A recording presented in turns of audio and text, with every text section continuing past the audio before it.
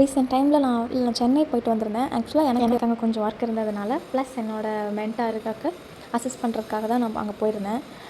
போகும்போது ட்ரெயின் தான். எனக்கு இந்த மாதிரி லாங் ட்ராவல் பண்ணுறோன்னா ரொம்ப பிடிக்கும்.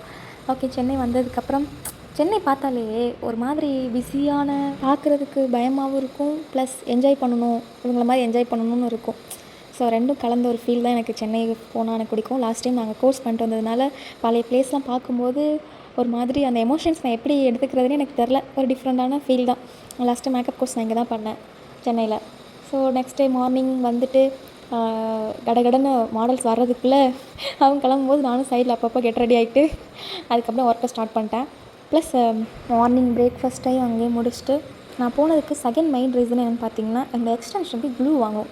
அதுதான் பெரிய பஞ்சாயத்தாக இருந்துச்சு. ஏன்னால் எனக்கு ஆர்டர் புக்காக இருந்துச்சு, பட் க்ளூ கையில் இல்லாதங்கும் போது ஸோ ஆர்டர் பண்ண உடனே கிடைக்காததுனால நான் அங்கே சென்னை போனது ஒரு அரிய வாய்ப்பாக யூஸ் பண்ணி நான் அதை போய் நாங்கள் பர்ச்சேஸ் பண்ணிக்கிட்டேன். எனக்கு இந்த ப்ராடக்ட்ஸ் செக்ஷன் போனால் மட்டும் எல்லாேருக்கும் ஒரு இதில் அடிக்ஷன் இருக்கும். நான் சொல்கிற ஒரு மேக்கப் ஆர்டிஸ்ட்டால் மட்டும்தான் புரிஞ்சிக்க முடியும். புதுசாக நம்ம வந்து ப்ராடக்ட் செக்ஷன் போய் பார்க்கும்போது அந்த ப்ராடக்ட்ஸ்லாம் பார்க்கும்போது நமக்கு ஒரு ஃபுட்டில் எப்படி கிரேவிங்ஸ் வருமோ அந்த மாதிரி அந்த ப்ராடக்ட்ஸ் எல்லாம் பார்க்கும்போது ஒரு கிரேவிங்ஸ் வரும். முடிச்சுட்டு அன்றைக்கி வந்து சென்னையில் இதுதான் பெரிய மால்னு சொன்னாங்க.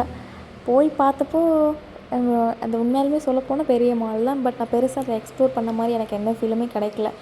ப்ராடக்ட் செக்ஷன் தான் நான் போயிட்டு பார்த்துக்கிட்டு இருந்தேன். நமக்கு மேக்கப் ஆர்டிஸ்ட்னாலே கண் இங்கே மட்டும்தான் இருக்கும். அந்த ஃபீல் தான் எப்போயுமே. சில ப்ராடக்ட்டு, சில பர்ஃப்யூம்ஸ்லாம் பார்க்கும்போது ரொம்ப லக்ஸூரியாக இருக்குமா, இதெல்லாம் எப்போ நம்ம பர்ச்சேஸ் பண்ணுறது, அந்த ஃபீல் இருக்கும். பலர் மைண்ட்லேயும் ஒரு டவுட் இருக்கும். ஆல்ரெடி நான் பார்த்துருந்தீங்கன்னா என்னை வேறு ஐடியில் தான் பார்த்துருப்பீங்க.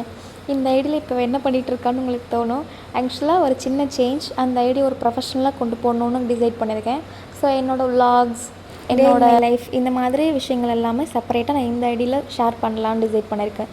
ஸோ அதில் ஃபாலோ பண்ணுறவங்களும் இதுலேயும் ஃபாலோ பண்ணி சப்போர்ட் பண்ணேன். ஐ நோ இந்த வீடியோ கண்டிப்பாக லாங்காக தான் இருக்கும். இந்த ஊரை விட்டு வர்றதுக்கு மட்டும் எனக்கு எப்போயுமே மனசு இருக்காது. திரும்பி பேக் டு ரொட்டீனா அப்படிங்கிற ஒரு டிசப்பாயின்மெண்ட்டோட தான் நான் வந்து இங்கே விட்டு இந்த ஊரை விட்டு கிளம்புவேன். ஆப்வியஸ்லி அந்த ட்ராவல் எப்போயுமே நான் ஃபோன் பார்க்கவே மாட்டேன். ட்ராவல் அப்போது நான் எந்த ரீல்ஸோ எதுவுமே பார்க்க மாட்டேன். ஃபுல்லாக அப்படியே விண்டோ சைடில் நான் அப்படியே வேடிக்கை பார்த்துட்டு வர்றது மட்டும்தான். ப்ளஸ் சாங் கேட்பேன். இதுதான் என் ட்ராவல் இருக்கும். ஓகே காய்ஸ், நெக்ஸ்ட் vlogல பார்க்கலாம். பாய்.